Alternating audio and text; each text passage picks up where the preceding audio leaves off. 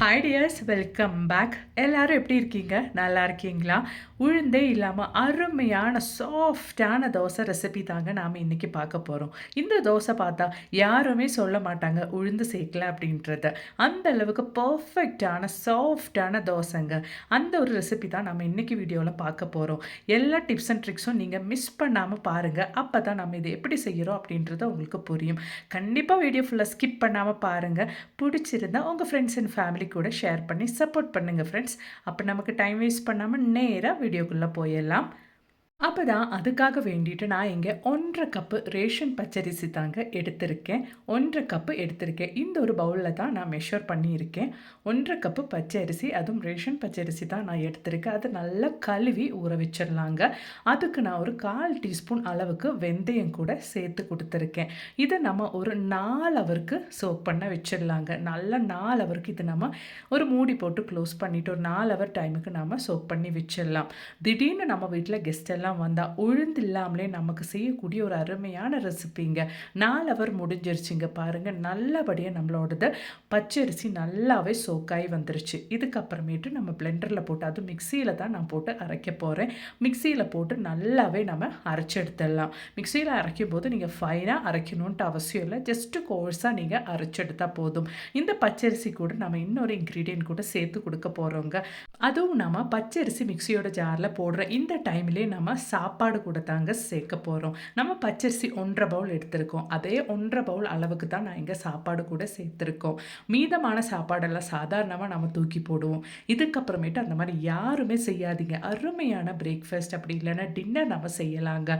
பாருங்கள், அவ்வளோதான். சாப்பாடு கூட போட்டதுக்கு அப்புறமேட்டு நல்லா தேவையான அளவுக்கு தண்ணி ஊற்றிட்டு நல்லா ஃபைனாக நீங்கள் அரைச்சி எடுத்துக்கோங்க.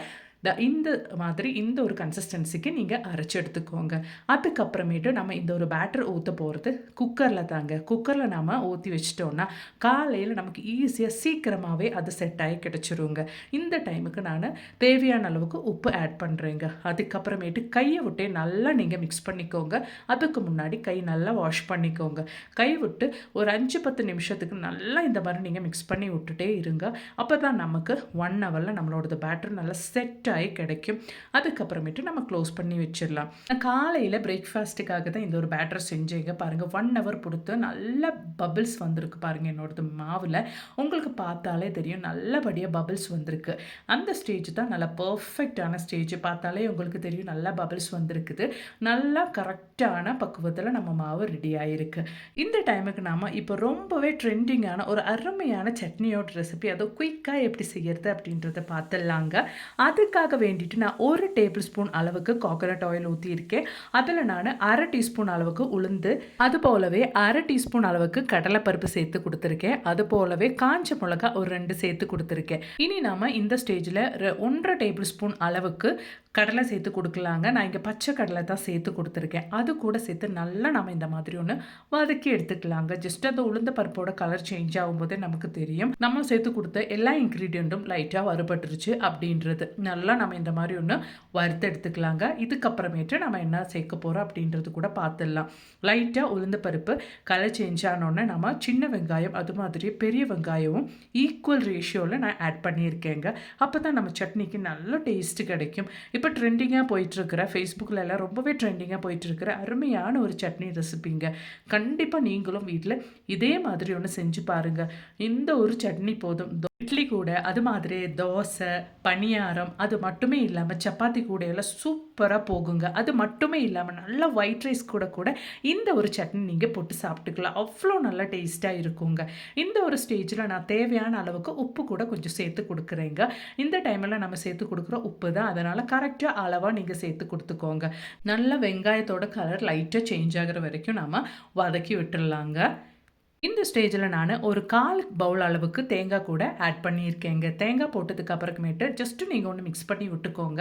அவ்வளோதான். இதுக்கப்புறமேட்டு நம்ம கொஞ்சம் டொமேட்டோ அதுவும் நல்லா பழுத்த தக்காளியா பார்த்து நீங்க சேர்த்து விட்டுக்கோங்க. அவ்வளோதான் நம்மளோடது இன்கிரீடியன்ட் எல்லாம் ரெடி ஆயிருச்சு.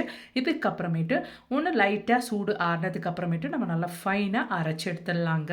அதுக்கு நீங்க தக்காளி சேர்த்த உடனே ஃப்ளேம் ஆஃப் பண்ணிக்கோங்க. ஃப்ளேம் ஆஃப் பண்ணதுக்கு அப்புறமேட்டு கொஞ்சம் நல்ல கருவேப்பிலை இது மாதிரி நீங்க மேல போட்டு விட்டுக்கோங்க. அதோட சூடு கொஞ்சம் மீடியமா ஆறுனதுக்கு அப்புறமேட்டு நம்ம ஜார்ல போட்டு நல்லா நீங்க அரைச்சு எடுத்துக்கோங்க. இதுக்கப்புறமேட்டு நீங்க தாளிக்கணும்னா ஒண்ணும் அவசியம் இல்லைங்க. நல்ல டேஸ்டான சட்னி நமக்கு ரெடி ஆயிருச்சு. இன்னைக்கு Facebookல ட்ரெண்டிங்கா போயிட்டு இருக்கிற ஒரு அருமையான சட்னி ரெசிபிங்க. பாருங்க நல்லா ஃபைனாவே நான் அரைச்சு எடுத்துட்டேன். அவ்வளோதான் நம்மளோடது டேஸ்டியான சட்னி நமக்கு இங்க ரெடி ஆயிருச்சு. கண்டிப்பா நீங்களும் வீட்ல இந்த ஒரு ரெசிபி நீங்க ட்ரை பண்ணி பாருங்க. அதுக்கப்புறமேட்டு நீங்க தினமும் செஞ்சு சாப்பிடுவீங்க. அவ்வளோ நல்ல டேஸ்டான ஒரு சட்னி ரெசிபிங்க. கண்டிப்பா ட்ரை பண்ணுங்க. இதுக்கப்புறமேட்டு நம்ம ரெடி பண்ண பேட்டர்ல அருமையா நம்ம எப்படி தோசை செஞ்சு எடுக்க போறோம் அப்படின்றத பார்த்துடலாம். அதுக்காக வேண்டிட்டு நான் பேன்ல கொஞ்சம் ஆயில் இந்த மாதிரி ஒன்று ஸ்ப்ரெட் பண்ணி விட்டுக்கிறேங்க. அதுக்கப்புறமேட்டு என்னோட கரண்டியில 2 கரண்டி அளவுக்கு மாவு நான் ஊத்துறேங்க. அதுக்கப்புறமேட்டு ஜஸ்ட் இந்த மாதிரி நீங்க வந்து சுத்தி விட்டுக்கோங்க. அவ்வளோதான். இந்த டைம்ல நீங்க ஃப்ளேம் ஃபுல்லா வச்சுக்கோங்க. அந்த சுத்தியில ஒரு பபிள்ஸ் மாதிரி வருது பாருங்க. அந்த ஸ்டேஜ்ல பாருங்க நல்லா பபிள்ஸ் இந்த மாதிரி வரணும். அந்த ஸ்டேஜ்ல தான் நீங்க இது க்ளோஸ் பண்ணணும். நல்லா இந்த மாதிரி சுத்தியில பபிள்ஸ் வந்ததுக்கு அப்புறமேட்டு நீங்க இது லோ ஃப்ளேமில் போட்டு க்ளோஸ் பண்ணி ஒன்று வேக வச்சுக்கோங்க. அவ்வளோதான் நம்ம டேஸ்டியான உளுந்து சேர்க்காமல் நம்ம ரெடி பண்ண அருமையான தோசை நமக்கு இங்கே ரெடி ஆயிடுச்சுங்க. இது பார்த்தா யாரும் சொல்ல மாட்டாங்க இதில் உளுந்தே சேர்க்கல அப்படின்றது. அவ்வளோ பர்ஃபெக்டான ஒரு தோசை ரெசிபிங்க. அதுவும் காலையில் ஈஸியாக நம்ம பச்சரிசியும் அது மாதிரியே நம்மளோடது சாப்பாடும் போட்டு குயிக்காக நமக்கு 1 ஹவரில் நம்ம செட் பண்ணி ரெடி பண்ணக்கூடிய ஒரு அருமையான பேட்டரில் நம்ம செஞ்ச ஒரு தோசை ரெசிபிங்க. கண்டிப்பாக நீங்களும் வீட்டில் இன்றைக்கி ஒன்று ட்ரை பண்ணி பாருங்க. பிடிச்சிருந்தா மறக்காம உங்க ஃப்ரெண்ட்ஸ் அண்ட் ஃபேமிலி கூட ஷேர் பண்ணி சப்போர்ட் பண்ணுங்க ஃப்ரெண்ட்ஸ். பாருங்க காலையில உளுந்தே சேர்க்காம வெறும் 1 ஹவர் டைம்ல நம்ம ரெஸ்ட் பண்ணி வச்சு ஒரு அருமையான தோசை நம்ம செஞ்சு எடுத்துட்டோம். இது சாப்பிட்டா யாருமே சொல்ல மாட்டாங்கங்க இதுல உளுந்தே சேர்க்கலன்னு. அவ்வளோ டேஸ்டா இருக்கும். எந்த குழம்பும் இல்லாமலே இந்த தோசை நம்ம சாப்பிடலாம். ஆனா நம்ம இன்னைக்கு ட்ரெண்டிங்கா செஞ்சிருக்கிற இந்த ஒரு சட்னி கூட இந்த தோசை சாப்பிடும்போது அவ்வளோ நல்லா இருந்துச்சுங்க. கண்டிப்பா நீங்களும் வீட்டில் ட்ரை பண்ணி பாருங்க. அதோடவே இன்னைக்கு நான் காமிச்ச இந்த ஒரு வீடியோவில் நான் சொல்லியிருக்கிற எல்லா டிப்ஸும் நீங்கள் ஃபாலோ பண்ணால் மட்டும்தான் இந்த பர்ஃபெக்டான தோசை செஞ்செடுக்க முடியும். கண்டிப்பாக அதனால் வீடியோ ஃபுல்லாக ஸ்கிப் பண்ணாமல் பாருங்கள். பிடிச்சிருந்தா உங்கள் ஃப்ரெண்ட்ஸ் அண்ட் ஃபேமிலி கூட ஷேர் பண்ணி சப்போர்ட் பண்ணுங்கள். அதோடவே மறக்காம ஒன்று லைக் கூட பண்ணி சப்போர்ட் பண்ணுங்கள் ஃப்ரெண்ட்ஸ். தேங்க்ஸ் ஃபார் வாட்சிங்.